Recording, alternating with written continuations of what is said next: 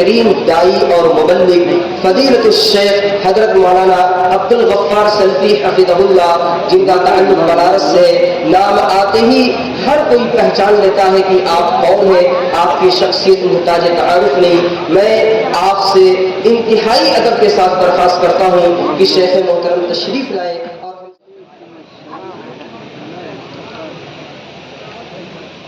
الحمدللہ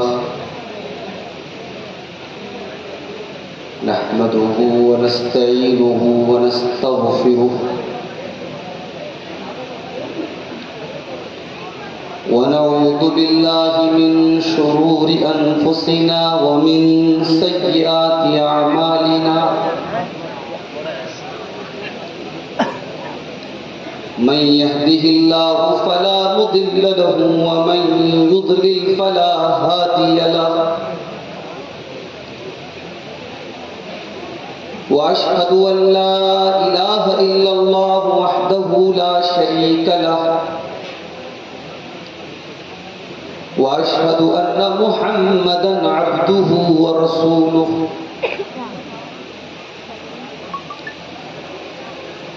يا أيها الذين آمنوا اتقوا الله حق تقاته ولا تموتن إلا وأنتم مسلمون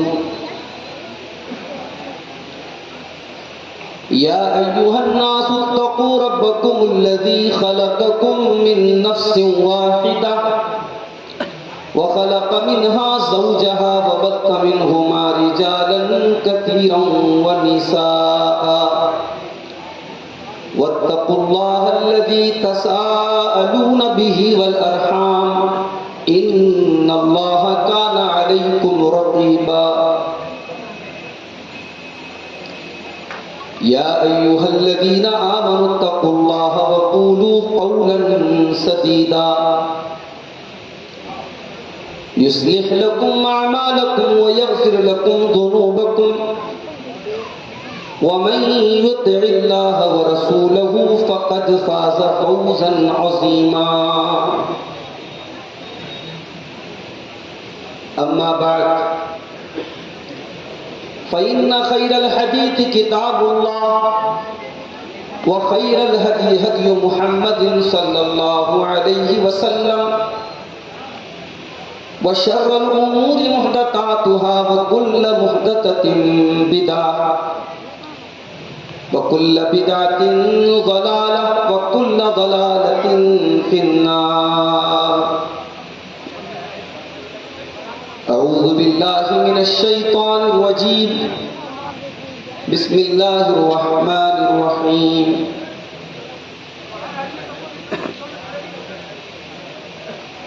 يا أيها الذين آمنوا قوا أنفسكم وأهليكم نارا وقودها الناس والحجارة عليها ملائكة غلاظ شداد لا يعصون الله ما أمرهم ويفعلون ما يؤمرون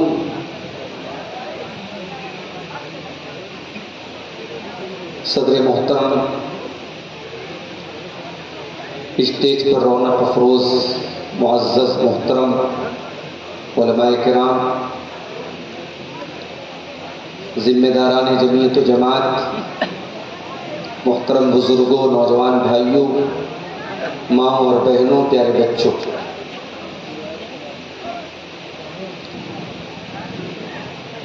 موضع حسین آباد میں کافی عرصے کے بعد آج کا یہ پروگرام منعقد ہوا۔ مختلف موضوعات پر مجھ سے پہلے آپ نے اسی علاقے کے انتہائی محترم عالم دین شیخ اسلم مدنی حفظہ اللہ کا خطاب، اس کے بعد شیخ پرویز عبدالکبیر صفوی حفظہ اللہ کا خطاب آپ تمام حضرات نے سماعت فرمایا۔ مجھے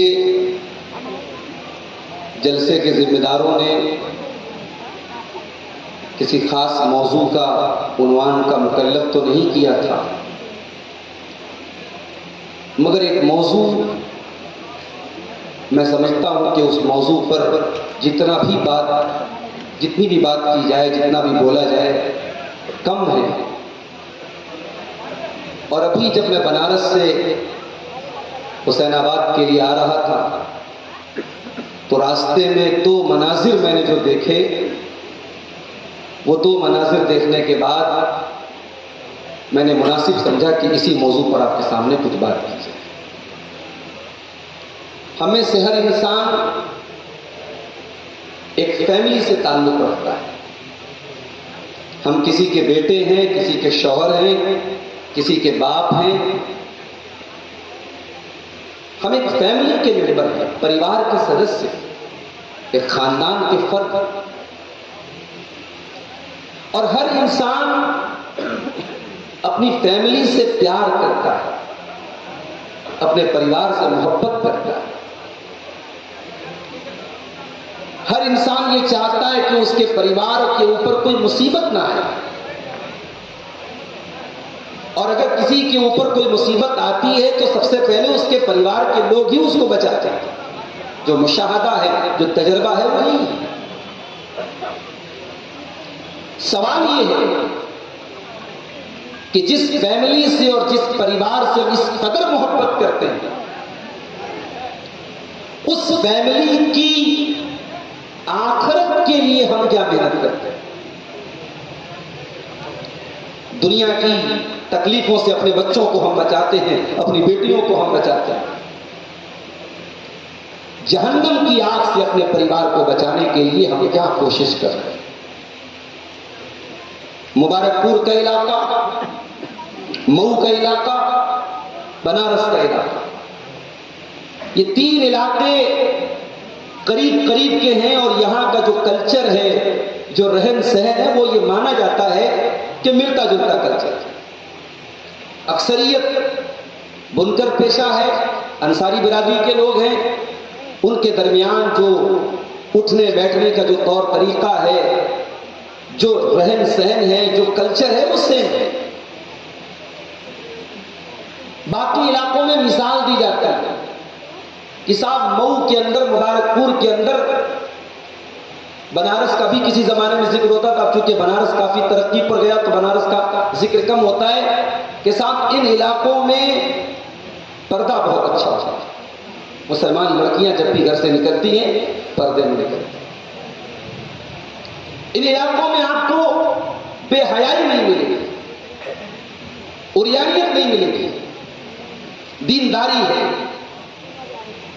آپ کسی مبارک پور کے اندر، مئو کے اندر آپ چلے جائیں، آپ کو لوگوں کے اندر دینداری ملے گی.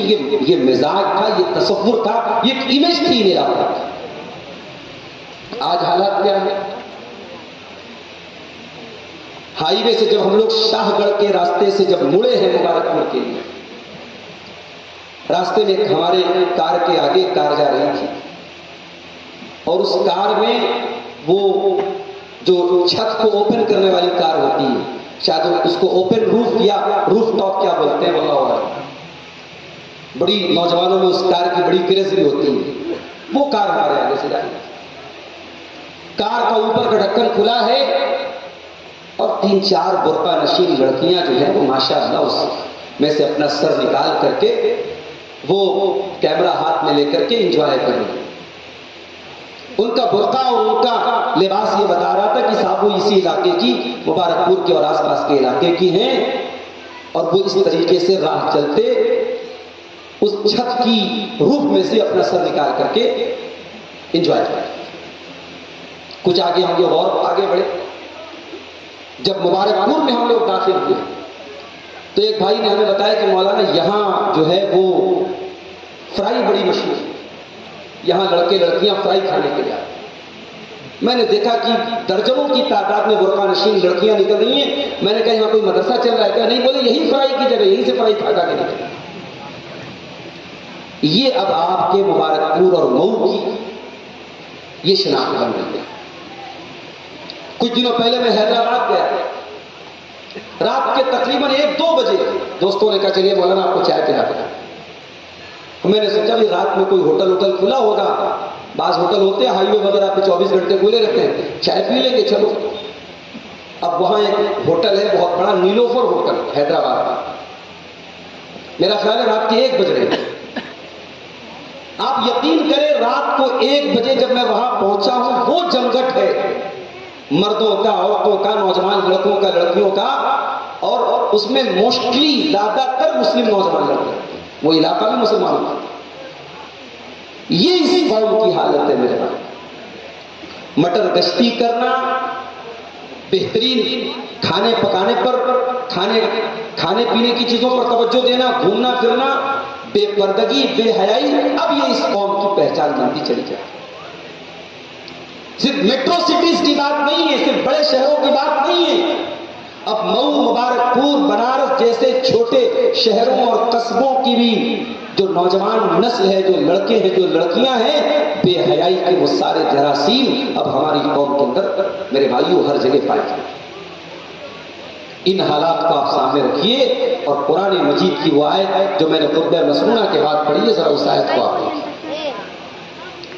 یا ایھا الذین آمنوا قوا انفسکم واہلیکم نارا وقودها الناس والحجارۃ علیہا ملائکۃ غلاظ. اے ایمان والو، اپنے آپ کو جہنم کی آگ سے بچاؤ، اپنے بچوں کو، اپنے پریوار کو، اپنی فیملی کو، اپنے گھر والوں کو بھی جہنم کی آگ سے بچاؤ. جہنم کی آگ دنیا کی آگ سے 70 گنا زیادہ خطرناک ہے. اللہ کے پیارے نبی فرماتے ہیں، صحیح مسلم کی روایت ہے کہ جنت دنیا کی آگ کے مقابلے میں جہنم کی آگ 70 گنا زیادہ خطرناک. صحابہ نے کہا اللہ کے نبی، جلانے کے لیے تو دنیا کی آگ کافی ہے. آپ نے فرمایا ہاں کافی تو ہے، مگر اللہ تعالیٰ اس سے 69 گنا زیادہ اس کے اندر شدت رکھے گا، جہنم کی آگ. میرے پیارے ساتھیوں، دل پر ہاتھ رکھ کر کے بتاؤ، آپ کا بیٹا، آپ کی بیٹی آپ کے سامنے دنیا کی آگ میں جلنے لگے، کیا آپ گوارا کریں گے؟ ارے جلنا تو بڑی دور کی بات ہے. آپ کا بیٹا، آپ کا بیٹی، اس کو ہلکی سی چوٹ لگ جائے، اس کے سر پر چوٹ لگ جائے، خون بہنے لگے، ماں کا کلیجہ چھلنی ہو جاتا ہے، باپ تڑپ اٹھتا ہے، باپ سسک اٹھتا ہے، اپنے بچوں سے اتنا پیار کرتے ہیں، اپنے پریوار سے اتنا پیار کرتے ہیں. اللہ تعالیٰ اسی پریوار کی، اسی فیملی کی محبت کو یاد دلا کر کے فرماتا ہے، یا ایھا الذین آمنوا قوا انفسکم واہلیکم نارا. اے ایمان والو، جس پریوار سے تم اتنی محبت کرتے ہو، ایک کھوڑا کو اپنے بچوں کو تم لگنے نہیں دینا چاہتے ہو، تمہارے بچے، تمہارے پریوار کے لوگ جہنم کی آگ میں جلے، کیا تم یہ گوارا کرو گے؟ قوا انفسکم واہلیکم نارا. اپنے آپ کو اور اپنے گھر والوں کو جہنم کی آگ سے بچاؤ. اور وہ آگ کیسی ہوگی؟ اللہ نے اس آگ کا ہلکا سا نقشہ کیا، فرمایا وقودها الناس والحجارہ. جہنم کی آگ پیٹرول اور ڈیزل سے نہ جلے گی، وہ کوئلے سے نہ جلے گی، وہ لکڑیوں سے نہ جلے گی. وقودها الناس والحجارہ. جہنم کی آگ کا ایندھن انسان اور پتھر ہوں گے. علیہا ملائکۃ غلاظ شداد. اور جہنم کے جو داروغہ ہوں گے، جہنم کے جو چوکیدار ہوں گے، وہ بڑے سخت قسم کے فرشتے ہوں گے. لا یعصون اللہ ما امرہم. وہ اللہ کے کسی حکم کی نافرمانی نہیں کریں گے. ویفعلون ما یؤمرون. وہ تو اپنی ڈیوٹی پوری کریں گے، وہ جہنمیوں کو سزا دینے میں کوئی رعایت نہیں کریں گے. میرے عزیز ساتھیوں، میرے بزرگوں، میرا آپ سے بھی سوال ہے، میرا اپنی ذات سے بھی سوال ہے کہ اپنے بچوں کو جہنم کی آگ سے بچانے کے لیے ہم اور آپ کیا انتظام کریں. اس آیت کی تفسیر میں حضرت علی کہتے ہیں، اللہ نے کہا اپنے گھر والوں کو جہنم کی آگ سے بچاؤ. سوال ہوا کیسے بچائیں؟ حضرت علی کہتے ہیں علموہم وادبوہم. اگر اپنے بچوں کو، اپنے پریوار کو جہنم کی آگ سے بچانا ہے، انہیں دین سکھاؤ، انہیں تربیت، ان کی تربیت کرو، انہیں ادب سکھاؤ، انہیں قرآن و سنت سکھاؤ، انہیں دین سکھاؤ. جس قدر ان کے اندر دین سکھاؤ گے اتنی ان کی تربیت اچھی ہے. معاف کرنا میرے بھائی، بنارس سے لے کر مئو تک آج برقع نشین لڑکیاں، گھر سے سر سے پیر تک نقاب میں نکلنے والی لڑکیاں جب غلط کام کرتے ہوئے پکڑی جاتی ہیں. ابھی مظفر نگر کا کرنٹ واقعہ آپ نے پڑھا ہوگا، میڈیا میں آیا تھا.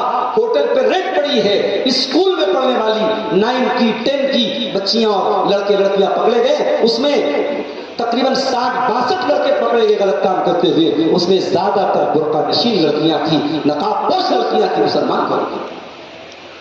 اس کا مطلب یہ ہوا وہ لڑکی گھر سے نقاب تو پہن کے نکلی، اس کے ماں باپ نے اسے یہ تو سکھا دیا کہ تو بالغ ہوگی، جوان ہوگی، اب گھر سے نکلنا ہے، تجھے نقاب میں نکلنا ہے. اس نقاب کا مقصد اس نے نہیں جانا، اس نے دین کے نام پر کچھ جانا ہی نہیں. وہ کانوینٹ میں پڑھتی رہی، اسکول میں پڑھتی رہی، کالج میں پڑھتی رہی، اس کے پورے سلیبس میں، پورے نصاب تعلیم میں، پورے ایجوکیشن سسٹم میں کہیں دین نہیں تھا. دین کے نام پہ کیا سکھایا گیا؟ کسی حافظ جی کو، کسی مولوی صاحب کو بلا کر کے رٹو طوطے کی طرح قرآن پڑھا دیا. اس لڑکی نے قرآن تو پڑھا لیکن قرآن کو کبھی سمجھنے کی کوشش نہیں کی. اگر اس لڑکی نے قرآن کو پڑھا ہوتا، ڈھنگ سے سمجھا ہوتا، قرآن جہاں ایمان والی عورتوں کو پردے کا حکم دیتا ہے، وہی پردے کا مقصد بھی قرآن بتاتا ہے.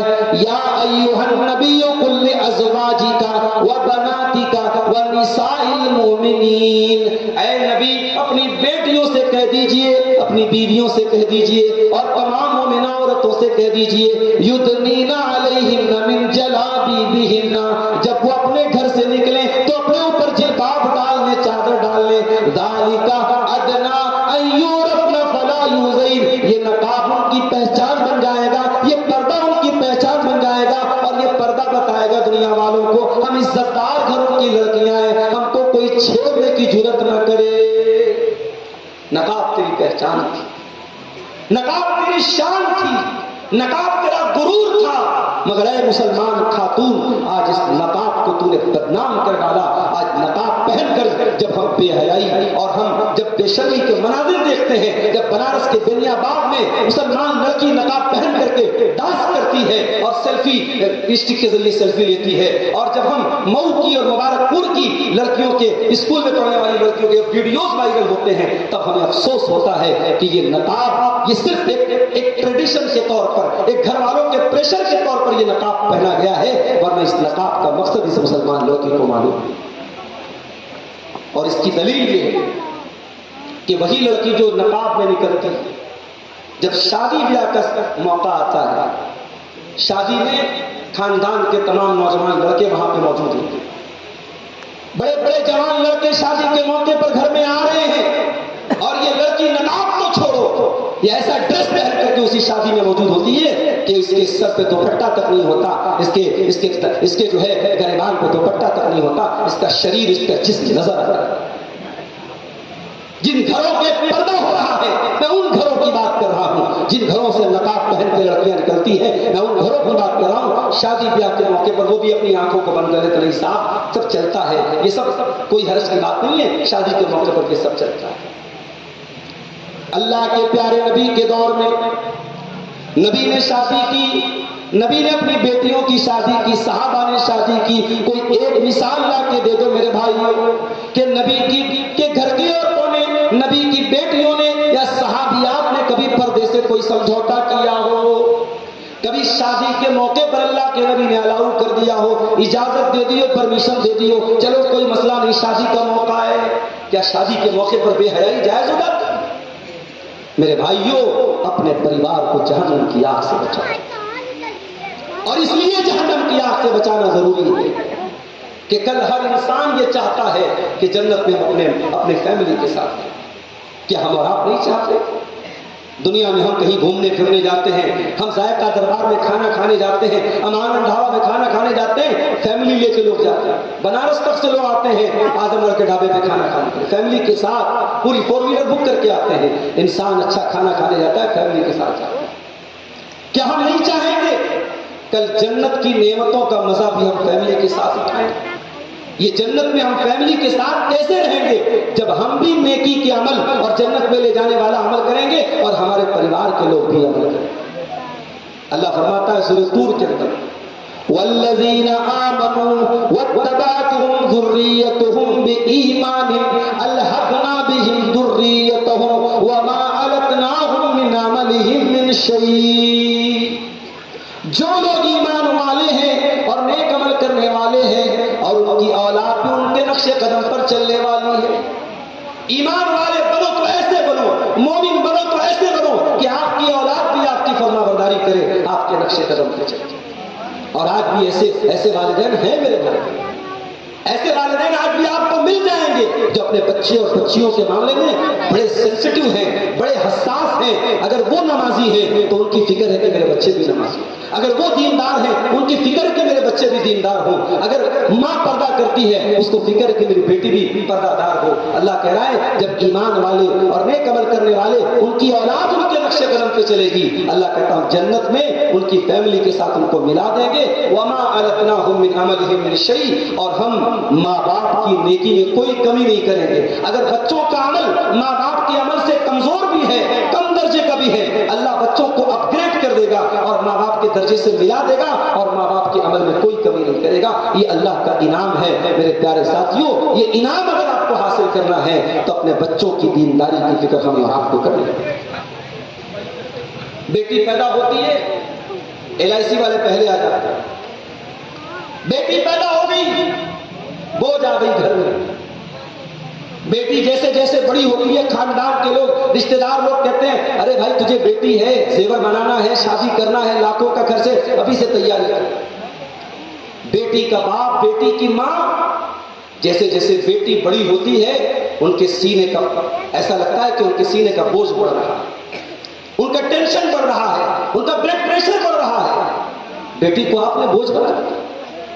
ان رسم و رواجوں کے چکر میں، ان شادی بیاہ کے موقع پر ہونے والے فضول قسم کے دکھاوے، واللہ یہ ایک دن کے کھانے کے لیے اور ایک دن کی شان و شوکت کے لیے اور ایک دن کی جھوٹی ناک کے لیے لوگ قرضے لیتے ہیں، لوگ زمینیں بیچتے ہیں، لوگ ساری زندگی ایک شادی کرنے کے بعد پھر اس کا قرضہ چکاتے رہتے ہیں. تب سے دوسری شادی کرتے، جس کو 4-5 بیٹیاں ہوں اس کی ساری زندگی گزر جاتی ہے ان بیٹیوں کی شادی کرتے.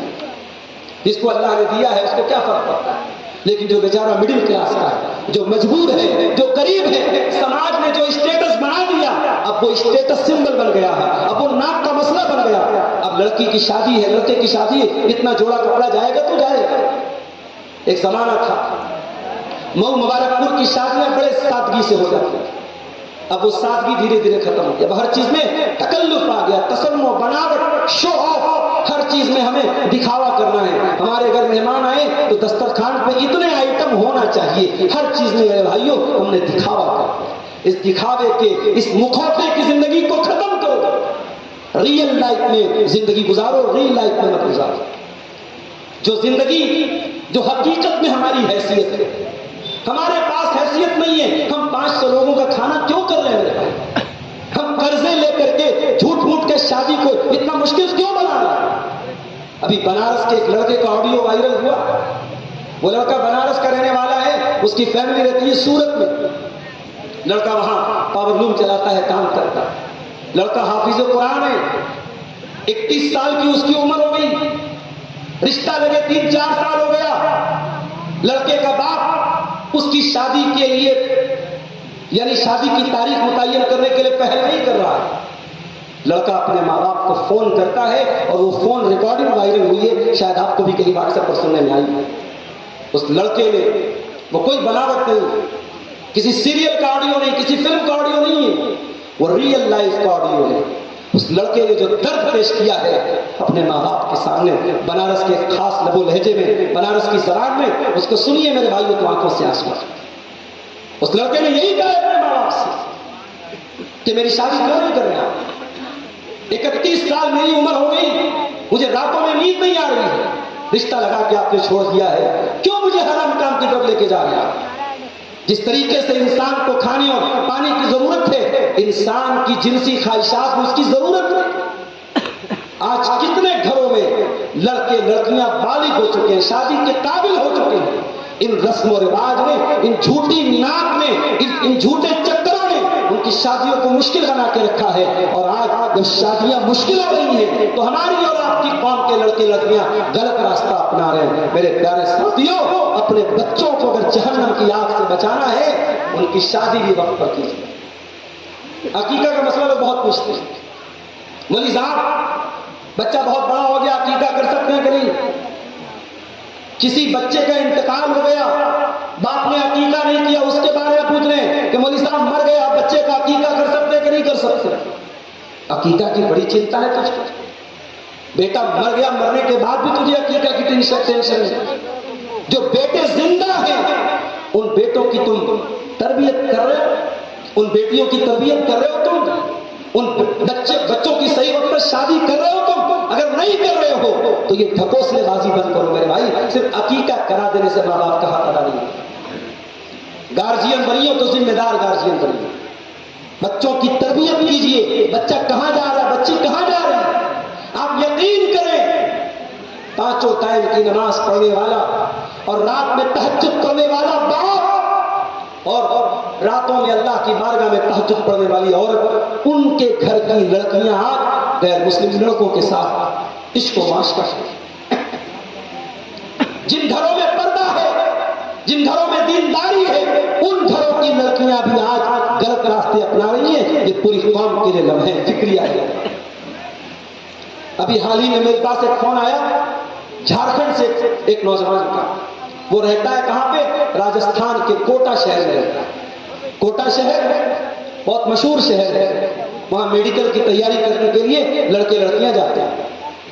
اس لڑکے نے مجھے فون کیا، وہ لڑکا رو رہا تھا، جذباتی تھا، آنکھوں سے آنسو بہ رہے تھے، اس کی زبان آواز سے پتہ لگ رہا تھا بچہ لڑکا رو رہا ہے۔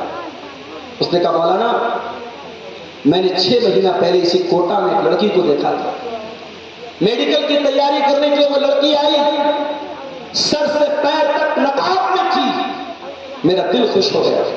چلو ہماری قوم کی لڑکیاں آج میڈیکل کی تعلیم پردے میں رہ کر حاصل کر رہی ہیں، میں بہت خوش ہو گیا۔ لیکن مولانا 1 ہفتہ پہلے اسی برقع نشین لڑکی کو میں نے دیکھا، اس کا برقع بھی اتر گیا، اس کا نقاب بھی اتر گیا، اور وہ غیر مسلم لڑکوں کے ساتھ گل چھپے اڑا رہی ہے۔ اور جب میں نے جا کر کے اس سے پوچھا کہ تو مسلمان لڑکی تھی، تو پردہ کرنے والی لڑکی تھی، تو اب وہ اپنے آپ کو مسلمان کہنے کو بھی تیار نہیں ہے۔ یہ حالات ہے ہماری قوم۔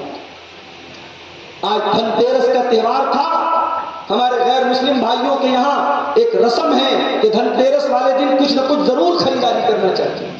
آپ بہار میں چلے جائیے، وہاں ایک بڑی تعداد میں مسلمان آپ کو مل جائیں گے۔ مسلمانوں کا یہ ماننا ہے کہ آج کے دن ہمیں جھاڑو ہی سے ہمیں خریدنا ہے۔ مسلمان بھی اس مانیتا میں اور اس رواج میں اپنے غیر مسلم بھائیوں کے ساتھ ساتھ شامل ہیں۔ رانچی کے اندر ایک بھائی نے بھی بتایا کتنے مسلمان چھٹ پوجا کے موقع پر تہوار مناتے ہیں۔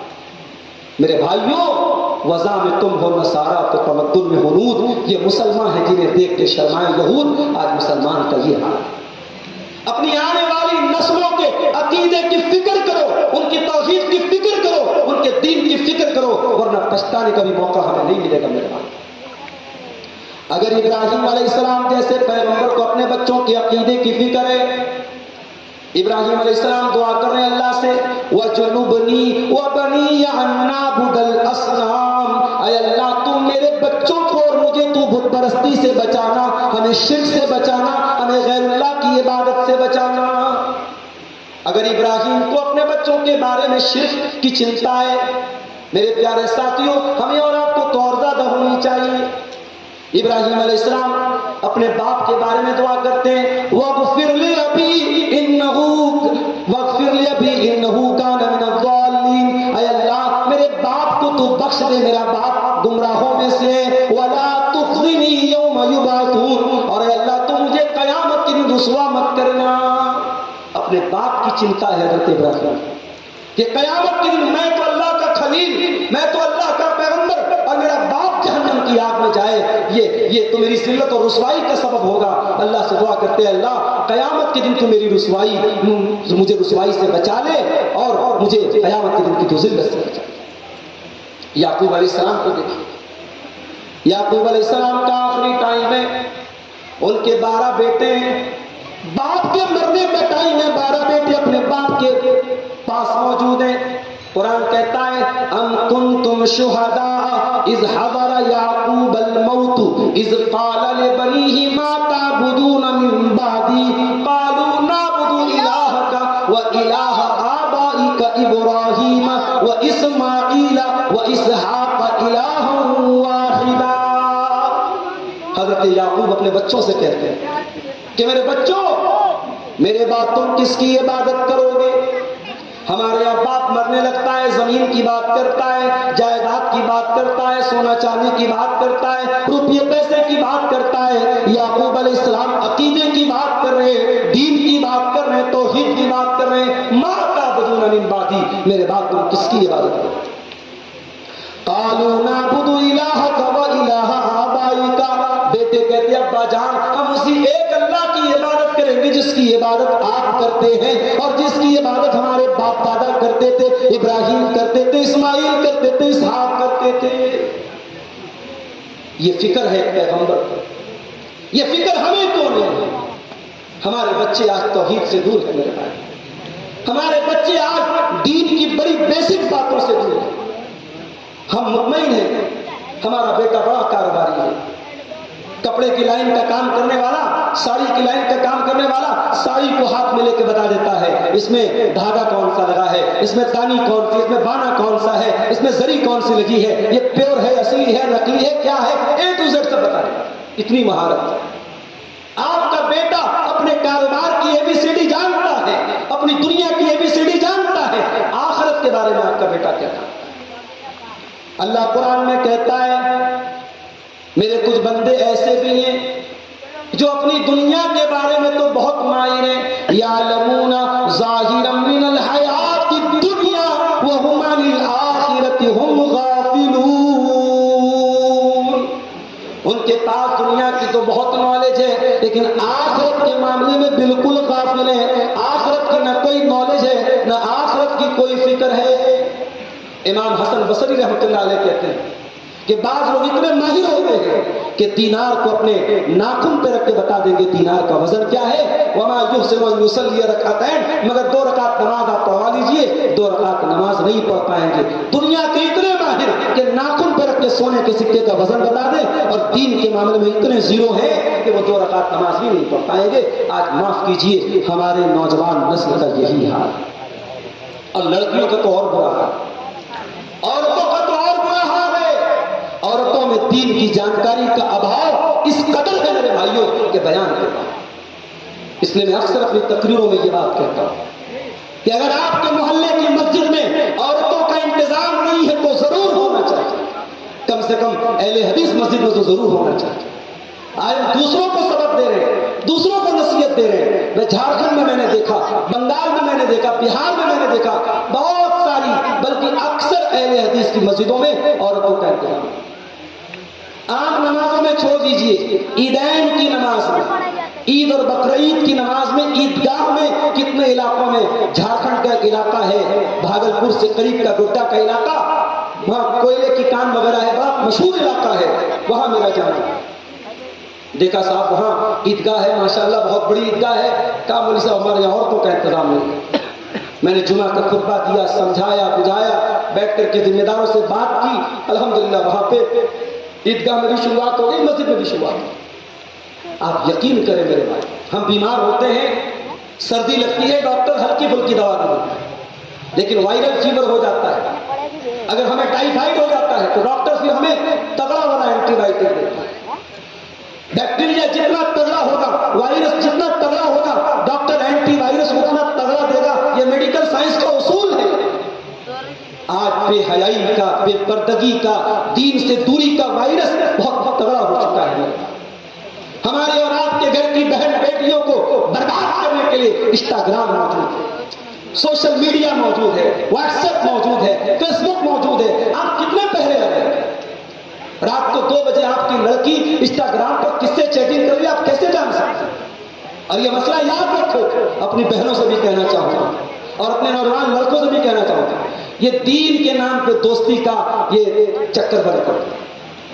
صاحب ہمارے درمیان دین کی دوستی ہے، لڑکا لڑکی کے درمیان دین کے نام پر کوئی دوستی نہیں ہو سکتی. یاد رکھیے کوئی بھی مرد اور عورت کے بیچ میں دین کے نام پر کوئی رشتہ نہیں ہو سکتا.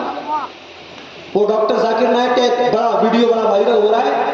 پاکستان میں جا کر کے انہوں نے کہا تھا, ایک نیوز اینکر سے کہا کہ اگر کوئی عورت میک اپ کر کے سج دھج کر کے بیٹھی ہے سامنے, ایک مرد کے سامنے آدھا گھنٹہ بیٹھی ہے اور مرد کے دل پر کوئی فرق نہیں پڑ رہا ہے, تو اس مرد کو اپنا جا کر کے میڈیکل چیک اپ کرانا چاہیے. وہ صحیح نہیں ہے, وہ جسمانی اعتبار سے گڑبڑ ہے.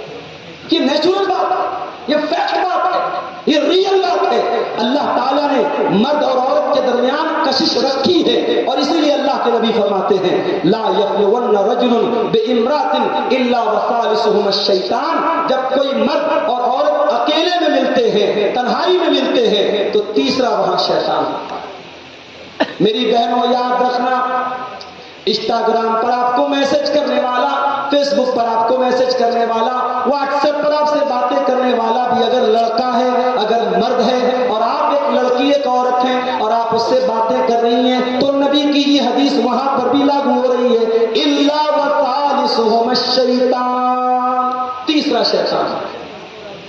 اگر آپ کو یہ لگتا ہے لڑکا بہت دیندار ہے, بہت متقی ہے, بہت پرہیزگار ہے, اور میں بھی بہت پردہ کرنے والی ہوں, میں عالمہ ہوں, میں فاضلہ ہوں, وہ لڑکا اپنے دور کا بہت بڑا عالم ہے اور میں بہت بڑی عالمہ ہوں, اگر وہ بہت بڑا علامہ اور آپ بہت بڑی عالمہ ہیں, تو بھی اللہ کے نبی کی یہ حدیث یہاں پر لاگو ہوگی الا وثالثهما الشیطان. تیسرا شیطان موجود ہے. ہمارے نبی سے زیادہ پاک باز کون ہو سکتا تھا؟ ہمارے نبی کے پاس عورتیں آتی تھیں, اسلام قبول کرتی تھی, بیعت لیتی تھی.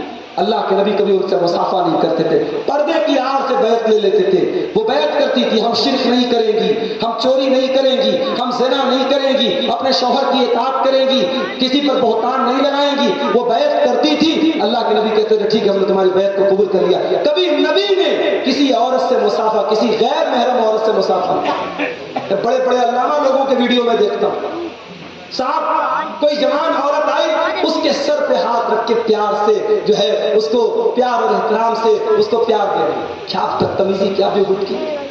اگر آپ بہت بڑے عالم ہیں اور بڑے علامہ ہیں, وہ جوان لڑکی آپ کے لیے محرم نہیں ہو جائے گی. جو محرم ہے وہ محرم رہے گا, جو غیر محرم ہے وہ غیر محرم. ابھی مئو سے میرے پاس ایک فون آیا, ایک صاحب نے مسئلہ پوچھا, کہا کہ شیخ صاحب ایک مسئلہ پوچھنا ہے. میں نے کہا کیا مسئلہ ہے؟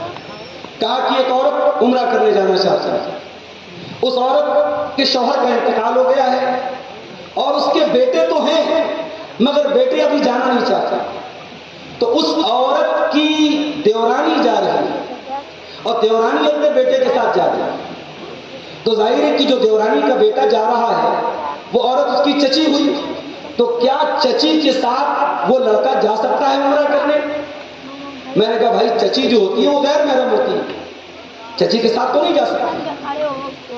تو انہوں نے کہا کہ شیخ اسد اعظمی صاحب نے بھی یہی فتویٰ دیا. میں نے کہا بڑے بدتمیز آدمی, ہمارے استاد ہیں, اتنے بڑے عالم ہیں, انہوں نے فتویٰ دے دیا, بتا دیا, پھر تم مجھ سے کیوں پوچھ رہے ہو؟ یہ بھی بہت بڑا مسئلہ ہے. یعنی آج مسلمان کا حال یہ ہے کہ وہ علماء سے مسئلہ نہیں پوچھتا, وہ گنجائش نکلواتا ہے. کہاں سے مجھے گنجائش مل جائے, کہاں سے مجھے راستہ مل جائے. میرے بھائیوں, جو غیر محرم ہے وہ کسی مولوی کے فتوے سے, کسی مفتی کے فتوے سے وہ محرم نہیں ہو جائے گا. جو غیر محرم ہے وہ غیر محرم رہے گا, جو محرم ہے وہ محرم. ہمارے یہاں غیر محرم محرم کا فرق بھی مٹتا چلا جائے. ہم اپنے گھروں میں محلے کے لڑکوں سے اپنی لڑکیوں کو پردہ کراتے نہیں, محلے کا لڑکا, لیکن خالہ کا لڑکا آیا, چاچا کا لڑکا آیا, ماما کا لڑکا آیا, تایا کا لڑکا آیا, ہماری جوان بیٹی کے سامنے اٹھتا ہے, بیٹھتا ہے, ہنسی مذاق کرتا ہے, وہ اسے چائے دیتی ہے, اسے ناشتہ کراتی ہے, اس کے سامنے کھانا سرو کرتی ہے. ہماری غیرت کہاں مر گئی؟ ہماری غیرت کہاں مر گئی؟ ہماری غیرت, ہمیں چلو پر پانی میں ڈوب مرنا چاہیے کہ ہم اپنے گھروں میں اس بے غیرتی کو پروموٹ کر رہے ہیں, اس بے غیرتی کو بڑھاوا دیں. معاف کرنا میرے بھائیوں, گھر سے عورت کو پردے میں نکال دینے سے, نقاب میں نکال دینے سے پردے کا حق ادا نہیں ہوتا. آپ کو گھر کے اندر ہونے والی بے حیائی کو بھی روکنا پڑے. اور میرا سروے یہ بتاتا ہے, میرا اپنا ذاتی تجربہ یہ بتاتا ہے کہ آپس کے رشتوں میں پائی جانے والی بے حیائی غیر مسلموں کے مقابلے میں مسلمانوں میں زیادہ ہے۔ غیر مسلموں کے ہاں ماما کی لڑکی کو بہن مانتے ہیں، چاچا کی لڑکی کو بہن مانتے ہیں، تایا کی لڑکی کو بہن مانتے ہیں، وہ ان کے یہاں اور بے حیائی ہو رہی ہے، مگر ماما چاچا تایا کی لڑکی کے ساتھ وہ ڈرتے ہیں، وہ بہن مانتے ہیں۔ ہمارے یہاں چونکہ بہن مانتے بھی نہیں اور بہن ہے بھی نہیں، تو ہمارے یہاں یہ جو رشتے کزن سسٹر اور بردر کے جو رشتے ہیں، ان رشتوں میں بڑی لاپرواہی ہے۔ میں اپنی بہنوں سے کہنا چاہوں گا، اپنے بھائیوں سے کہنا چاہوں گا، گارجین بنو تو حضرت زکریا کے جیسے کار کیجیے۔ مریم پیدا ہوا، مریم کی ماں کا انتقال ہو گیا، خالہ کا بھی انتقال ہو چکا ہے، مریم کی پرورش ان کے خالو حضرت زکریا علیہ السلام کے ہاتھ میں آئی۔ وَكَفَّلَهَا زَكَرِيَّا، اللہ تعالیٰ نے مریم کی پرورش حضرت زکریا علیہ السلام کے حوالے کر دی۔ زکریا کون ہے؟ اللہ کے بہت بڑے پیغمبر ہیں، اتنے بڑے پیغمبر ہیں، اتنا ان کا اونچا مقام ہے، اتنے اللہ والے ہیں کہ وہ دن رات مسجد میں رہتے ہیں، محراب میں رہتے ہیں۔ كلما دخل عليها زكريا المحراب وجد عندها رزقا قال يا مريم أنى لك هذا۔ مریم مسجد میں رہتی ہیں، خالو جان ان کی پرورش کر رہے ہیں۔ جب جب حضرت زکریا علیہ السلام مسجد میں آتے ہیں، کیا دیکھتے ہیں؟ انار کا موسم نہیں ہے اور انار موجود ہے، سیب کا موسم نہیں اور سیب موجود ہے، آم کا موسم نہیں اور آم موجود ہے، بے موسم کے پھل حضرت مریم کے پاس موجود ہے۔ قال یا مریم انا لکی ھذا، پوچھتے کہ اے مریم، اے میری بچی، یہ پھل تیرے پاس کہاں سے آیا؟ او لوگو، او ماؤں، او اپنے بچوں کے گارجین حضرات، والدین حضرات، اپنی بیٹی سے کیوں نہیں پوچھتے تیرے پاس میں نے 10,000 کا موبائل دلایا تھا، یہ آئی فون تیرے پاس کہاں سے آیا؟ میں نے 500 روپے کا پرس دلایا تھا، یہ 2,000 کا پرس تیرے پاس کہاں سے آیا؟ یہ مہنگی گھڑی تیرے پاس کہاں سے آئی؟ یہ سونے کی چین تیرے پاس کہاں سے آئی؟ میں تو تیرے موبائل پہ ریچارج نہیں کرواتا، یہ کون تیرے موبائل پہ ریچارج کروا رہا ہے؟ وہ لوگوں، مریم کے خالو سبب دے رہے ہیں کہ اگر آپ کسی بچی کے باپ ہیں، آپ کسی بچی کی ماں ہیں، تو تربیت کا حق ادا کیجئے، گارجین ہونے کا حق ادا کیجئے۔ انا لکی ھذا، اے مریم، یہ پھل تیرے پاس کہاں سے آیا؟ مریم کہتی ہے قالت هو من عند اللہ، خالو جان یہ پھل اللہ کی طرف سے آیا ہے، ان اللہ یرزق من یشاء بغیر حساب، اللہ جس کو چاہتا ہے بے حساب دیتا ہے۔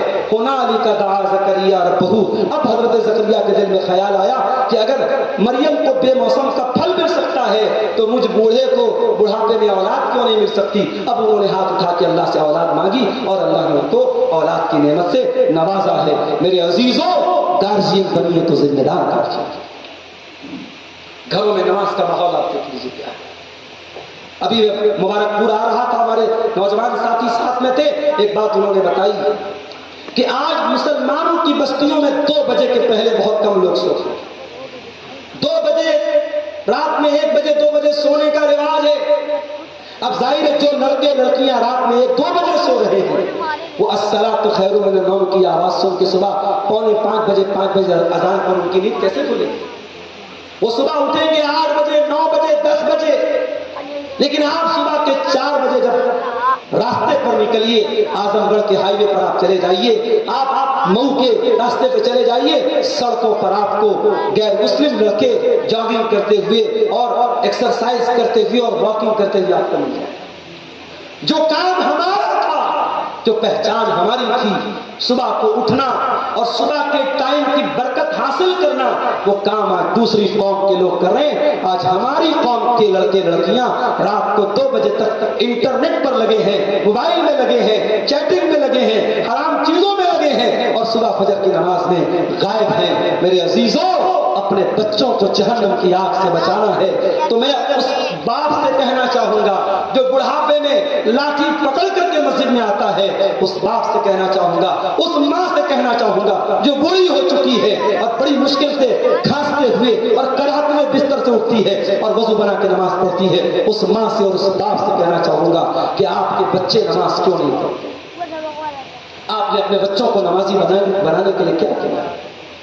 قرآن کہتا ہے وَأْمُرْ أَهْلَكَ بِالصَّلَاةِ وَاصْطَبِرْ عَلَيْهَا، خود بھی نماز کی پابندی کرو اور اپنے گھر والوں کو نماز کا حکم دو. لا نسألک رزقا, ہم تم سے کوئی روزی نہیں مانگتے. نحن نرزقک, ہم تو خود تمہیں روزی دیتے ہیں. قرآن کہتا ہے حضرت اسماعیل علیہ السلام اپنے گھر والوں کو نماز کا حکم دیا کرتے تھے. وَكَانَ يَأْمُرُ أَهْلَهُ بِالصَّلَاةِ, حضرت اسماعیل اپنے گھر والوں کو نماز کا حکم دیتے تھے. اللہ کے پیارے نبی فرماتے ہیں مروا اولادکم بالصلاۃ وهم ابناء 7 سنین, جب تمہارے بچے 7 سال کے ہو جائیں ان کو نماز کا حکم دو, اور جب تمہارے بچے 10 سال کے ہو جائیں اور نماز نہ پڑھے تو ان کی پٹائی کرو. جب آپ اپنے بچوں کو 7 سال کی عمر میں نماز کا پابند بنائیں تو 17 سال کا ہو جانے پر اس بیٹے کو آپ کو کہنا نہیں پڑے گا میرے پاس. اور آپ کو اگر حیرت ہو رہی ہے کہ 7 سال کا بچہ 5 ٹائم کی نماز کا پابند کیسے بن سکتا ہے, میں کہتا ہوں بالکل بن سکتا ہے. اگر والدین محنت کریں, والدین توجہ دیں, والدین عادت ڈلوا دیں, جو بچے کو بچپن سے جس چیز کی عادت پڑ جائے گی انشاءاللہ وہ کبھی نہیں چھوٹے.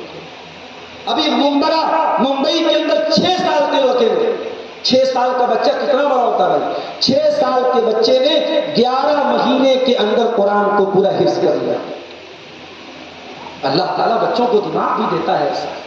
ماں باپ کی محنت, استاذ کی محنت, 11 مہینے میں 6 سال کا بچہ اگر قرآن کا حافظ بن سکتا ہے تو آپ کا بچہ, آپ کی بچی, اگر آپ محنت کریں, توجہ دیں, 7 سال سے لے کر کے 10 سال کے بیچ کا بچہ اگر اس کو نماز کی ایسی پابندی ڈلوا دیں کہ جاڑا ہو, گرمی ہو, برسات ہو, آپ کا بچہ نماز کی پابندی کرے تو کل جب وہ 17 سال کا ہو جائے گا, 18 سال کا ہو جائے گا, آپ کو کہنا نہیں پڑے گا, آپ کا بیٹا آٹومیٹک مسجد میں جائے گا.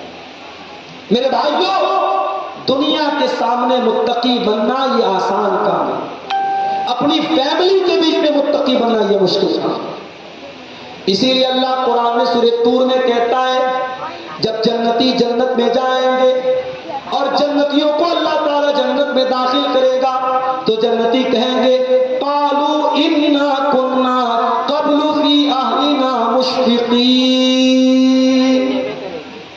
ہم دنیا میں اپنے گھر والوں کے بیچ میں, اپنی فیملی کے بیچ میں, اپنے پریوار کے بیچ میں اللہ سے ڈرا کرتے تھے, اللہ سے ڈرنے والے تھے. ہم اپنی فیملی کے بیچ میں اللہ سے ڈرنے والے. حضرت عمر بن عبدالعزیز رحمۃ اللہ علیہ کا واقعہ ابھی نظروں سے گزرا. جب حضرت عمر بن عبدالعزیز خلیفہ ہوئے, رات بھر سارے کاغذات وغیرہ کی کاروائی کرنے میں اور ذمہ داروں کو ان کا عہدہ دینے میں نکل گیا. فجر کی اذان ہو گئی. حضرت عمر بن عبدالعزیز رحمۃ اللہ علیہ نے فجر کی نماز پڑھی, گھر آئے, بستر پہ جانے لگے. ان کا 17 سال کا لڑکا جس کا نام عبد الملک بن عمر تھا, حضرت عمر بن عبدالعزیز کا بیٹا 17 سال کا بیٹا, بیٹے کا نام تھا عبد الملک. بیٹا کہتا ابا جان کیا ارادہ ہے؟ کہا بیٹا پوری رات گزر گئی, تیرا باپ پوری رات جا گیا, اريد ان اغدو, اب میں تھوڑی دیر آرام کرنے جا رہا ہوں, تھوڑی دیر سستانے جا رہا ہوں. بیٹا کہتا ابا جان ابھی تو بہت سارے لوگوں کو حق دینا باقی ہے, ابھی تو بہت سارے مظلوم لوگ ہیں جن کو حق دلانا باقی ہے. اے ابا جان یہ کام کیے بغیر آپ کو نیند کیسے آئے گی؟ کہا بیٹا ابھی سو جاتا ہوں, ظہر کا ٹائم آئے گا, اذان ہو جائے گی, تیرا باپ اٹھے گا, نماز پڑھے گا, اس کے بعد بیٹھ کر کے سارے مسئلوں کو ہم حل کر لیں گے. بیٹا کہتا ابا جان من یضمن لک الحیات, اے ابا جان اس بات کی گارنٹی کون لے گا کہ آپ ظہر کی نماز تک زندہ رہیں گے؟ کہا کہ ہاں بیٹا اس بات کی گارنٹی تو میرے پاس نہیں. کہا کہ ابا جان آپ مسلمانوں کے امیر المومنین ہو چکے ہیں, خلیفہ ہو چکے ہیں, کتنے مظلوم ہیں جو انتظار میں ہیں, خلیفہ آئے میرے مسئلے کو حل کر دے, میری جائیداد پر کسی نے ناجائز قبضہ کیا ہے, میرے گھر پر کسی نے ناجائز قبضہ کیا ہے, آ کر کے میرا حق مجھے دلا دے. اور آپ بستر پہ سونے جا رہے ہیں اور آپ کہہ رہے ظہر کے ٹائم اٹھوں گا. ابا جان اس بات کی گارنٹی کیا ہے کہ ظہر کی نماز تک آپ زندہ ہیں؟ حضرت عمر بن عبدالعزیز ان کی آنکھوں سے آنسو آ گئے کہ ادنو منی یا بنیا, اے میرے بچے مجھ سے قریب آ جا, اپنے بچے کو قریب کیا، اپنے بچے کو سینے سے لگایا، اپنے بچے کی پیشانی کو چوما اور کہتے ہیں الحمدللہ الذی اخرج من صلبی من یعیننی علی دینی۔ اے اللہ تیرا کرم ہے، تیرا شکر ہے، تو نے ایسی اولاد سے نوازا ہے جو دین کے کام میں میرا سپورٹ کرتی ہے، میری مدد کرتی ہے۔ میرے بچے، میں تیرا باپ اب آرام نہیں کرے گا۔ اسی وقت حضرت عمر بن عبدالعزیز رحمۃ اللہ علیہ کھڑے ہوئے اور گئے اور تمام لوگوں کو بلایا اور کہا کہ جن لوگوں کو بھی حق دینا ہے ان کو بلایا جائے، اور وہاں سے کارروائی شروع کر دیتے ہیں۔ میرے پیارے ساتھیوں، فیملی اگر ایسی ہو، پریوار اگر ایسا ہو کہ باپ سے اگر چوک ہو جائے تو بیٹا اپنے باپ کی اصلاح کر دے، بیٹے سے چوک ہو جائے، بیٹا غلطی کرے تو باپ اپنے بیٹے کی اصلاح کرے، بیوی سے اگر غلطی ہو رہی ہے شوہر اصلاح کرے، شوہر سے غلطی ہو رہی ہے بیوی اصلاح کرے۔ اگر ایسا پریوار بنے گا تو یہ پریوار جنت میں جائے گا اور یہ دیندار پریوار کہلائے گا۔ آپ یقین کریں، آج حالات اتنے بد سے بدتر ہو رہے ہیں۔ ابھی ایک خاتون کا فون آیا مئو سے، 10 سال ہو چکے ہیں شادی کے، ایک 9 سال کا بیٹا بھی ہے۔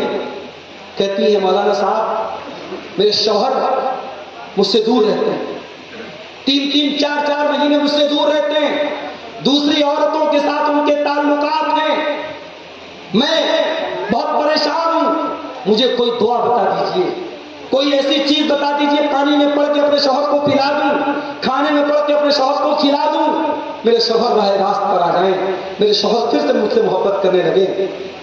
کہتی ہے کہ میں اپنے شوہر کے حقوق میں کوئی کمی نہیں کرتی ہوں، لیکن آج میرا شوہر مجھے چھوڑ کر کے حرام رشتوں کی طرف جا رہا ہے، ناجائز عورتوں کی طرف جا رہا ہے۔ میں نے کہا میری بہن، تیرے شوہر کو تیری دعا اور تیری دعا پڑے ہوئے پانی کی ضرورت نہیں ہے، تیرے شوہر کو جوتے اور چپل کی ضرورت ہے۔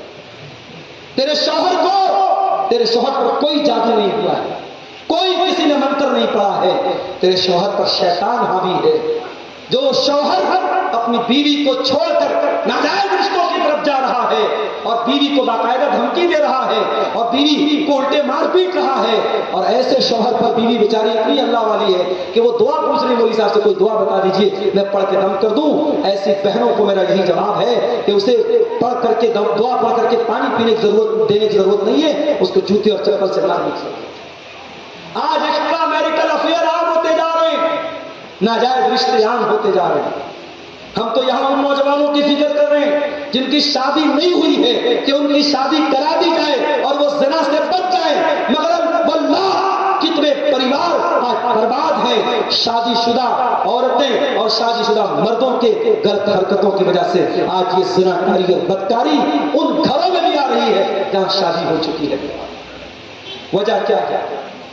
وجہ یہی ہے کہ شوہر بیوی ایک دوسرے کے رشتے کی نزاکت کو نہیں سمجھ رہے، نہ شوہر یہ سمجھ رہا ہے کہ یہ بیوی میرے نکاح میں آئی ہے، میرے لیے حلال ہے، کسی اور کے ساتھ یہ رشتہ میرے لیے جائز نہیں ہے، اور نہ بیوی یہ سمجھ رہی ہے کہ میں اپنے آپ کو اس طریقے سے مینٹین کر کے رکھوں کہ میرے شوہر کی نظریں کہیں اور نہ جائیں۔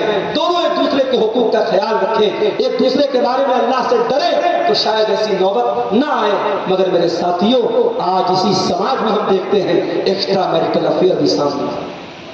دیندار فیملی وہ ہوتی ہے جہاں بیوی کا قدم بہکنے لگے تو شوہر بچا لے، شوہر کا قدم بہکنے لگے تو بیوی بچا لے۔ اللہ کے پیارے نبی فرماتے ہیں لِيَتَّخِذَ أَحَدُكُمْ قَلْبًا شَاكِرًا وَلِسَانًا ذَاكِرًا وَزَوْجَةً مُؤْمِنَةً تُعِينُهُ عَلَىٰ أَمْرِ الْآخِرَةِ۔ او لوگوں، تمہیں اگر خزانہ بنانا ہے تو 3 چیزوں کو خزانہ بنا لو۔ ایک اپنے سینے میں اللہ کا شکر ادا کرنے والا دل پیدا کر لو، ایک اپنے منہ کے اندر اللہ کا ذکر کرنے والی زبان پیدا کر لو۔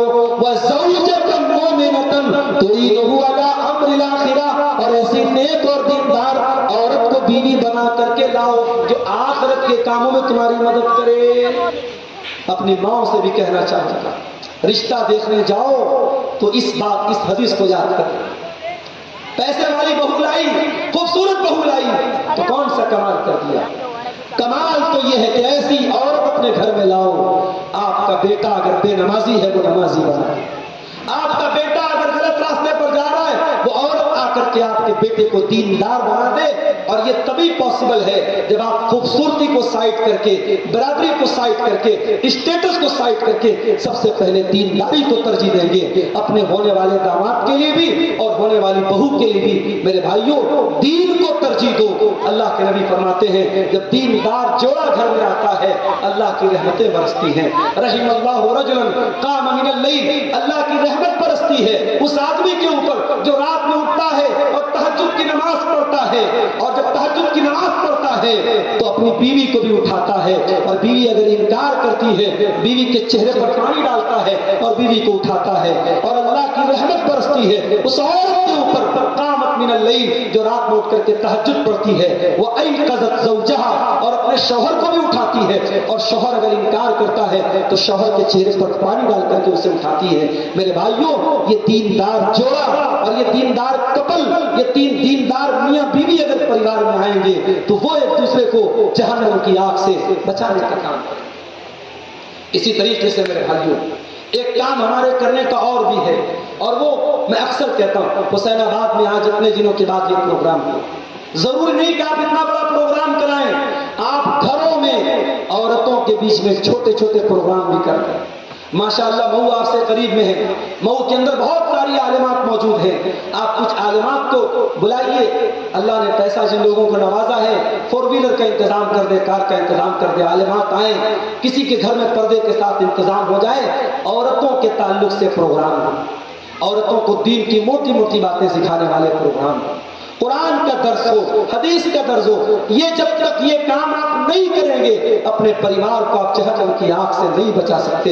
میرے بھائیوں, قرآن میں اللہ تعالیٰ اپنے نبی کی بیویوں سے کہتا ہے وَاذْكُرْنَ مَا يُتْلَى فِي بُيُوتِكُنَّ مِنْ آيَاتِ اللَّهِ وَالْحِكْمَةِ إِنَّ اللَّهَ كَانَ لَطِيفًا خَبِيرًا.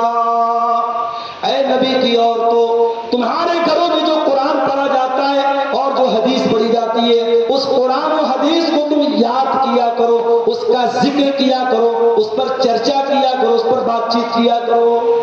ہمارے یہاں ساس بہو میں, دیورانی جیٹھانی میں, نند اور بھابھی میں سیریل پر باتیں ہوتی ہیں, انسٹاگرام پر باتیں ہوتی ہیں, سوشل میڈیا کے متعلق باتیں ہوتی ہیں. ہمارے گھر کا ماحول ایسا ہو, دین پر باتیں ہو, مسئلے مسائل پر باتیں ہو, آخرت پر باتیں ہو, ایک دوسرے کو جہنم کی آگ سے کیسے بچایا جائے اس پر باتیں ہو. اور یہ تبھی ممکن ہے جب گھر گھر میں قرآن و حدیث کا درس ہو. یہ کام میرے پیارے ساتھیوں ہمیں آپ کو کرنا ہے. اسی طریقے سے اگر اپنے گھر والوں کو جہنم کی آگ سے بچانا ہے, ایک کام ہمیں اور کرنا پڑے گا. اپنے بچوں کو بچپن سے ہمیں اچھے اخلاق سکھانے پڑیں گے. اچھے اخلاق جس کو ہم کہتے ہیں مورل ویلیوز. آپ اپنے بچوں کو اخلاق کیا سکھائیں؟ آپ کے گھر میں کیا ماحول ہے کہ کوئی بچہ کسی کو دیکھے تو سلام کرے؟ کیا یہ ماحول ہے؟ آپ کے گھر میں کیا ماحول ہے؟ لڑکی جوان ہو گئی تو کسی غیر محرم کے سامنے نہ جائے, یہ ماحول ہے آپ کے گھر میں؟ اخلاق سکھاؤ میرے. اپنے بچوں کو آپ نے کتنی دنیا کی نعمتیں دے دی, ماربل کا گھر دے دیا اور گھر میں اے سی اور کولر لگا دیا, یہ میٹر نہیں کرتا ہے. میٹر یہ کرتا ہے آپ نے اپنے بچوں کو کتنی دین کی تعلیم دی, کیسی تربیت دی, کیسا اخلاق. میرے نبی نے اپنی بیٹیوں کو محل میں نہیں رکھا. میرے نبی 4 بیٹیوں کے باپ تھے. میرے نبی نے اپنی بیٹیوں کو محل میں نہیں رکھا. میرے نبی کے کمرے تو بڑے چھوٹے چھوٹے کمرے تھے میرے بھائی. امام حسن بصری کہتے ہیں میں اللہ کے نبی کے کمروں میں داخل ہوا جائزہ لینے کے لیے, دیکھنے کے لیے, تو ہاتھ اٹھایا تو میرا ہاتھ نبی کے مکان کی چھت کو ٹچ کر گیا. یعنی نبی کے مکان کی چھت بھی زیادہ نہیں تھی, مٹی کا فرش تھا, کھجور کے تنے کے پلر تھے, کھجوروں کا چھپر تھا. بڑے معمولی سے کمروں میں نبی کی بیٹیوں نے, نبی کے اہل بیت نے, نبی کی بیویوں نے زندگی گزاری ہے میرے بھائی. میرے نبی نے اپنے گھر والوں کو, اپنی فیملی کو, اپنے پریوار کو دنیا کا تو سکھ چین نہیں دیا, مگر ہاں آخرت کے معاملے میں کبھی کمپرومائز نہیں. ایک ایسا موقع آیا تھا, اللہ کے نبی اپنی بیٹی سے ملنے, اپنے سب سے چھوٹی بیٹی حضرت فاطمہ سے ملنے کے لیے جاتے ہیں. صحیح بخاری کی روایت ہے, حضرت فاطمہ سے ملنے کے لیے آپ گئے اور دروازے سے آپ واپس چلے آئے. حضرت فاطمہ کو پتا چلا میرے ابا جان آ کر کے واپس چلے گئے. حضرت فاطمہ نے فوراً حضرت علی کو بھیجا. حضرت علی آئے. اے اللہ کے نبی کیا بات ہے، آپ ہمارے دروازے سے آ کر کے واپس کیوں چلے گئے؟ کیا غلطی کر دی، کیا گستاخی کر دی؟ اے علی، جب میں اپنے بیٹی سے ملنے کے لیے گیا، رأیت علی بابھا سترم وشیا، میں نے دیکھا کہ میری بیٹی کے دروازے پر ایک بڑا ڈیزائن دار جس کے اوپر تصویریں بنی ہیں، ڈیزائن بنائے، اپنی بیٹی کے دروازے پر میں نے ایسا پردہ دیکھا ہے.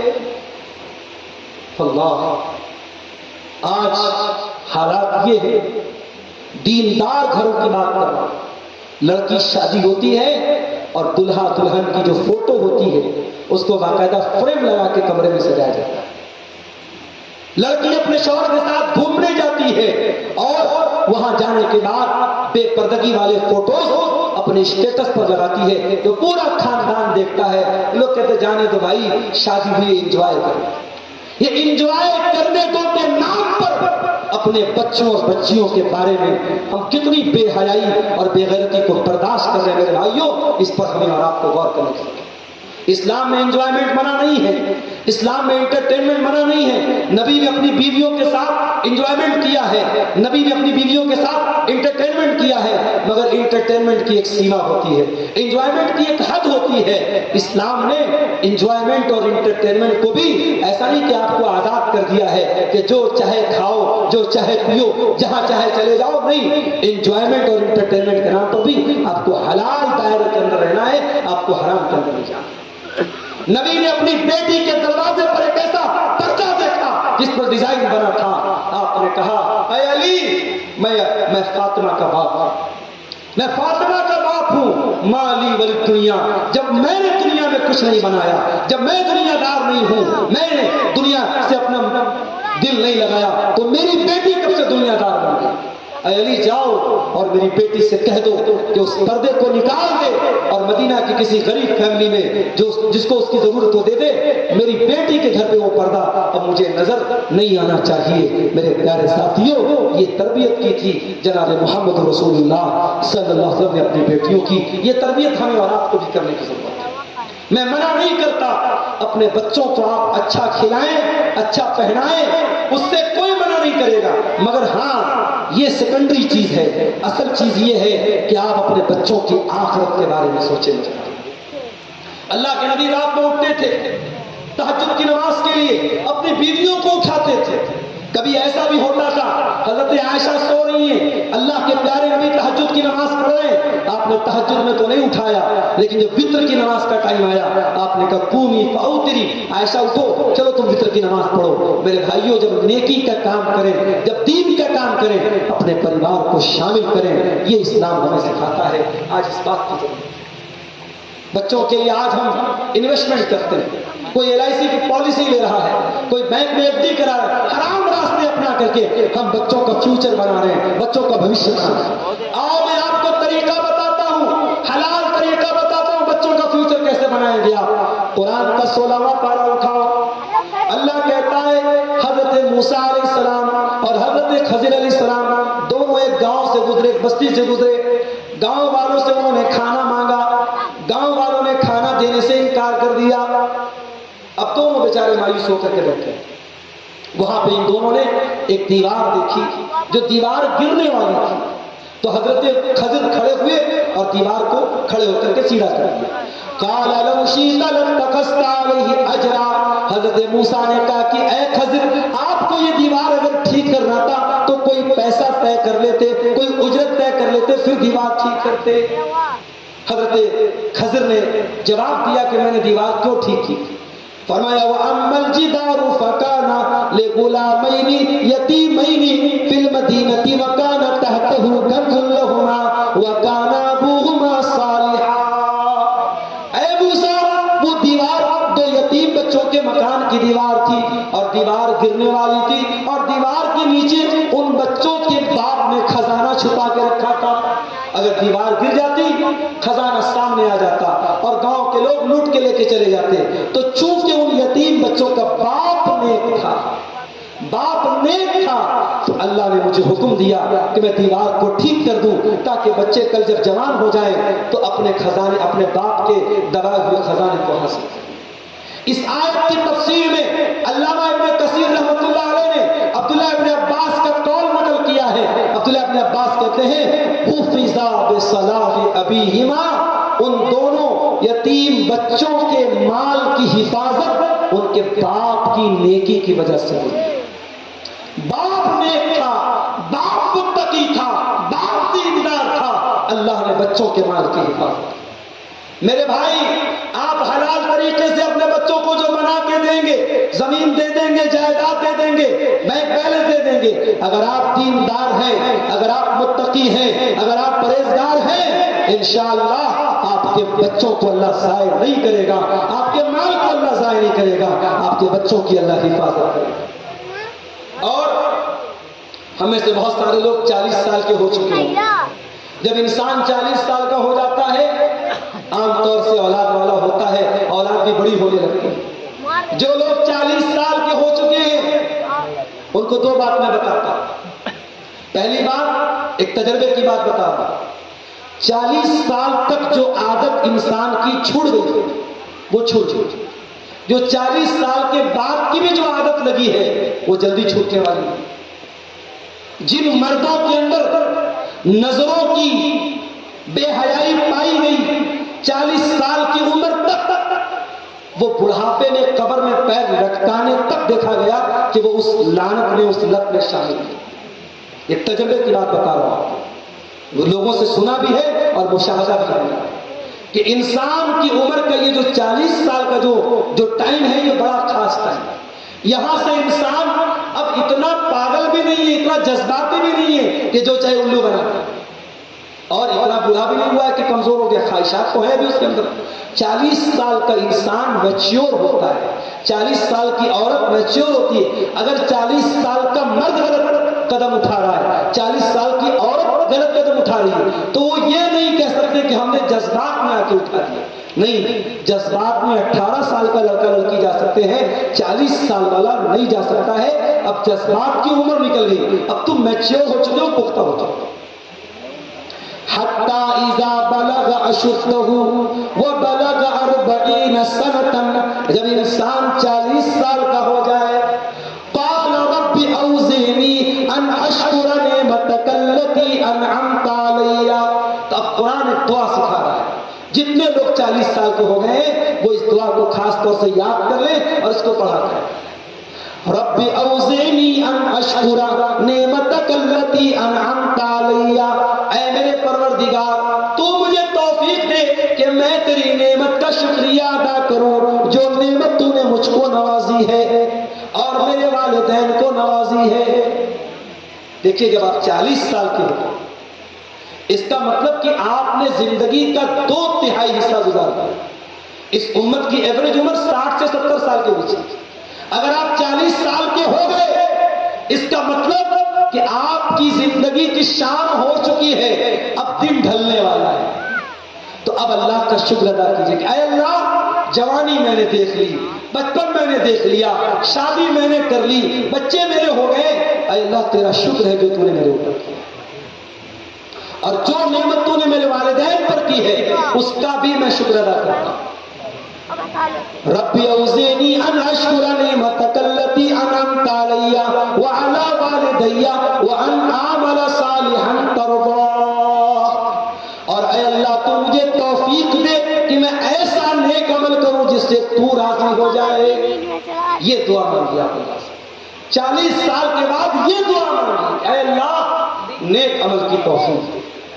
40 سال کے بعد اگر آپ اپنی نظروں کی حفاظت نہیں کر پا رہے ہیں، اپنی شرمگاہ کی حفاظت نہیں کر پا رہے ہیں، اپنی زبان کی حفاظت نہیں کر پا رہے ہیں، تو یہ بہت سوچنے کا مقام ہے، یہ غور کرنے کا مقام ہے کہ اللہ تعالیٰ آپ کو اس نیکی کی توفیق کیوں نہیں دے رہا، برائی سے کیوں نہیں بچا رہا۔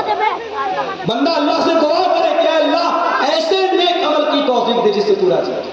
وَأَصْلِحْ لِي فِي ذُرِّيَّتِي، اور اے اللہ تو میری اولاد کی اصلاح فرما دے، میری اولاد کو تو نیک بنا دے. دیکھیے اولاد کے لیے دعا کی, 40 سال کی عمر میں اولاد کے لیے دعا کرنے کا حکم دیا اللہ. انی تبت الیک وانی من المسلمین, اے اللہ میں تیری بارگاہ میں رجوع کرتا ہوں اور بے شک میں مسلمانوں میں سے ہوں. یہ دعا ہے قرآن کے 26ویں پارے میں. آپ پہلے پیج کو پلٹیں گے, آپ کو یہ دعا مل جائے گی. 40 سال کی عمر اگر ہو گئی اور آپ صاحب اولاد ہیں تو میرے بھائیوں اس دعا کو پڑھا کرو, اولاد کے حق میں دعا کیا کرو میرے سے. اور آخری بات بیان کر کے بات ختم کرتا ہوں.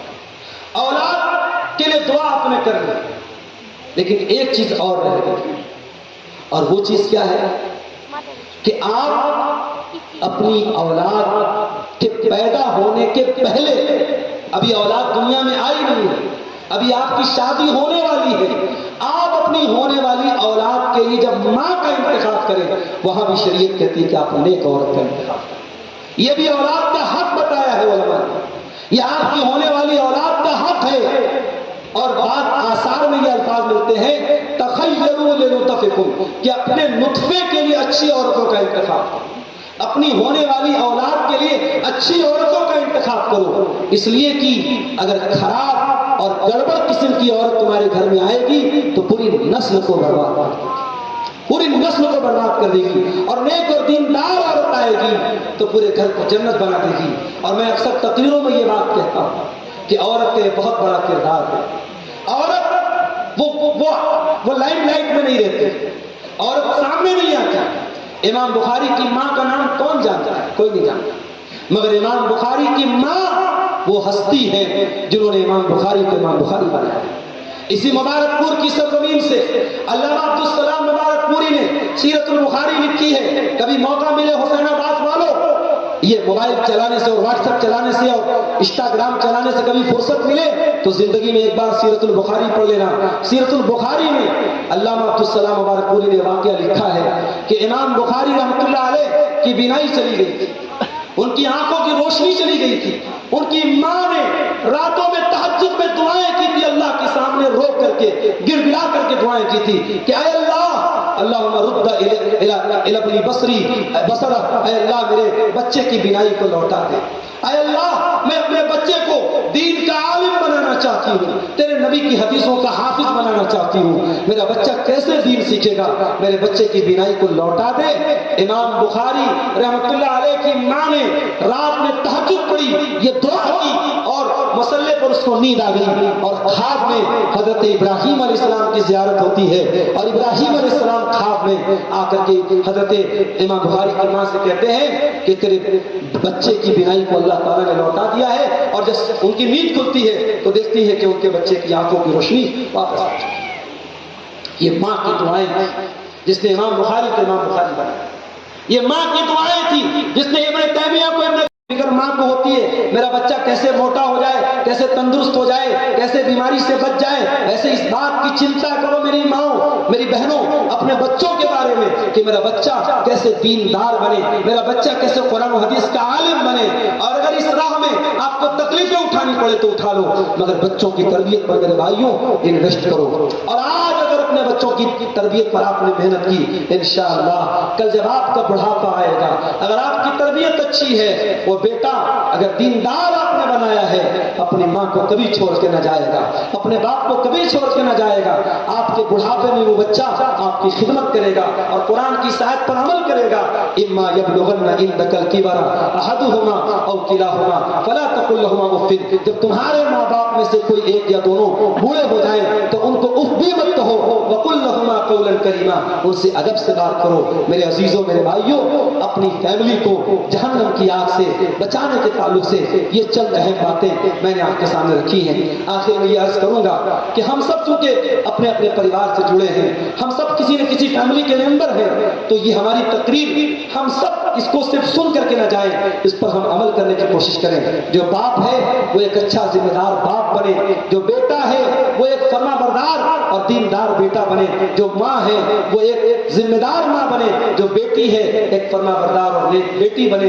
زمانے کی جو برائیاں ہیں ان سے اپنے دامن کو ہم بچانے کی کوشش کریں۔ میں یہ بھی جانتا ہوں آسان نہیں ہے، یہ جتنی باتیں میں نے بیان کی ہے تقریر کر دینا آسان ہے، آپ کا سن لینا آسان ہے، مگر عملی میدان میں جب ہم سماج میں جیتے ہیں، جب ریئل لائف میں ہم جیتے ہیں تو بہت سارے مسائل بھی ہمارے سامنے آتے ہیں، اور یہی وہ دور ہے میرے بھائی جب ہمارے دین کی آزمائش کا دور ہے، یہ فتنوں کا دور ہے۔ اور ابھی آپ نے شیخ پرویز صاحب کی تقریر میں فتنوں پر بہت ساری باتیں سنی۔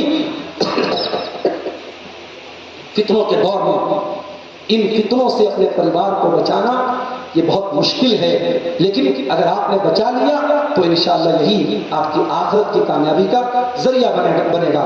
اللہ کے پیارے نبی فرماتے ہیں یأتی علی الناس زمان، ایک زمانہ لوگوں پر ایسا آئے گا المتمسک بدینہ کالقابض علی الجمر، کہ دین پر عمل کرنے والا اتنا مشکل دور اس کے لیے آ جائے گا جیسے ہاتھوں میں انگارہ لینے والا۔ آج کوئی نوجوان لڑکا اگر اپنے ماں باپ سے کہہ دے کہ میں بارات لے کے نہیں جاؤں گا، میں جہیز نہیں لوں گا، تو سب سے پہلے ماں باپ اس کا مذاق اڑاتے ہیں کہ یہ کون سی بات ہوئی۔ رسم و رواج کے خلاف اگر کوئی لڑکا آواز اٹھائے سب سے پہلے اس کے گھر والے اس کے خلاف ہو جاتے ہیں۔ شوہر اگر داڑھی رکھ لے دیندار بن جائے تو بیوی اس کا مذاق اڑاتی ہے۔ لیکن میرے بھائیوں اصول یاد رکھیے شریعت کا، لا طاعت لمخلوق فی معصیت الخالق، اللہ کو ناراض کر کے ہمیں دنیا میں کسی کی اطاعت اور فرما برداری نہیں کرنا ہے۔ دنیا ناراض ہو جائے تو ہو جائے، ہمیں اللہ کو راضی کرنا ہے، اور اسی کو راضی کرنے کے لیے ہم پیدا ہوئے ہیں۔ قل ان صلاتی و نسکی و محیایا و مماتی للہ رب العالمین، میری نماز، میری قربانی، میرا جینا، میرا مرنا سب اللہ کے لیے ہے۔ آج کا یہ پروگرام جن بھائیوں کی محنت سے منعقد ہوا ہے اور جنہوں نے جس طریقے سے بھی اس پروگرام میں حصہ لیا ہے، ہم ان کے حق میں بھی دعا کرتے ہیں اللہ ان کی اس کوشش کو قبول فرمائے۔ اللہ مزید حسین آباد کے اس علاقے کو اللہ چاہیے، علامہ صفی الرحمان مبارک پوری کا علاقہ ہے، یہ بڑی علمی سرزمین ہے اور بڑے جماعت کی بڑی نیک شخصیات کا یہ علاقہ رہا ہے۔ اللہ اس علاقے کو خیر و برکت کا گہوارہ بنائے۔ رب العالمین ہمیں مزید اپنے دین کے لیے محنت اور کوشش کرنے کی توفیق عطا فرمائے۔ رب العالمین ہمیں کہنے سننے سے زیادہ عمل کی توفیق عطا فرمائے۔ ہماری ماں بہنوں کے اندر، ہمارے نوجوان بھائیوں کے اندر جو بھی خرابیاں ہیں، اخلاق کی بگاڑ ہے، اللہ ان سب سے ہم کو نجات عطا فرمائے۔ جو ہمیں بیمار ہیں اللہ ان کو شفائے کامل عاجل عطا فرمائے۔ ایک خاتون کی طرف سے یہ ریکویسٹ آئی ہے کہ وہ بہت پریشان ہیں، انہوں نے اسپیشل دعا کی درخواست کرائی ہے۔ میں نہیں جانتا وہ کون سی خاتون ہے، جتنے لوگ بھی پریشان حال ہیں، مصیبت زدہ ہیں، کسی بھی قسم کی ذہنی اور جسمانی تکلیف میں ہیں، اللہ ان کی تکلیفوں کو، ان کی پریشانیوں کو دور فرمائے۔ ہمارے ملک میں بھی اللہ تعالیٰ امن، چین اور سکون نازل فرمائے، اور ملک کا ماحول جو لوگ خراب کرنا چاہتے ہیں اور دن بدن مسلمانوں کے لیے مشکلات کھڑی کرنا چاہتے ہیں، مسلمانوں کو تکلیف دینا چاہتے ہیں، اللہ ایسے تمام لوگوں کی کوششوں کو ناکام کر دے۔ اللہ ہمارے ملک کو امن اور چین کا گہوارہ بنائے۔ رب العالمین ہم میں سے جو لوگ پریشان ہیں، بیمار ہیں، ان کو شفائے کامل عطا فرمائے، ایمان پر قائم رکھے اور ایمان پر ہم سب کا خاتمہ فرمائے۔ آمین۔ وآخر دعوانا الحمدللہ رب العالمین، والسلام علیکم ورحمۃ اللہ وبرکاتہ۔